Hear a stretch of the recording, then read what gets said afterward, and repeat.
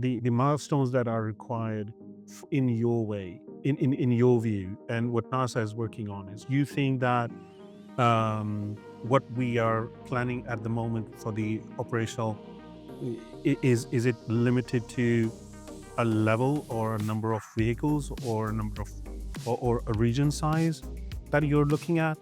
How are you calculating that there will be a point where this will be a threshold that this will not work anymore, and we have to break something and make something new?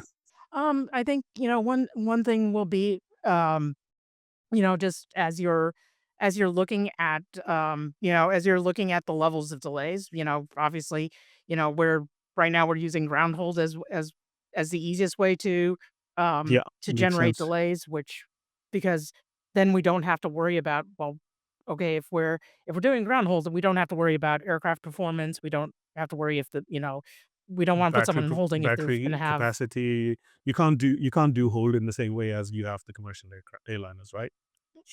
Exactly. So Yeah. so we have to so Hold we're patterns. I starting with hate hold ground patterns delays. anyway. So thanks for that.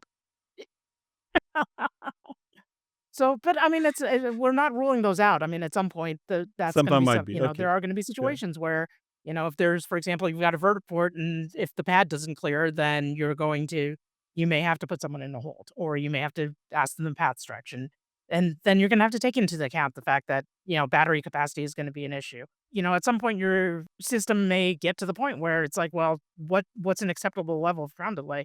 If we're talking about a flight that's only really 20 minutes, someone may not want to wait 10 minutes on the ground. So it's kind of balancing that business case. The other thing that which I or at least I don't think we know quite yet is gonna be the actual performance of these aircraft versus, what their intent is. When we get a better sense of their performance, then understand, how good can they conform to their intent. I think And I think um, technology is that's kind of gonna.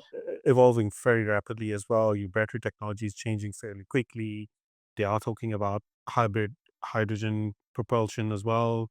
So there's a lot of different Yeah. projects, and I'm hoping, fingers crossed, there will be, a moment where we move from Blu-ray to, NAND drives that will completely change, Yeah. the iPod moment. I think I'm hoping You're for right. that to happen for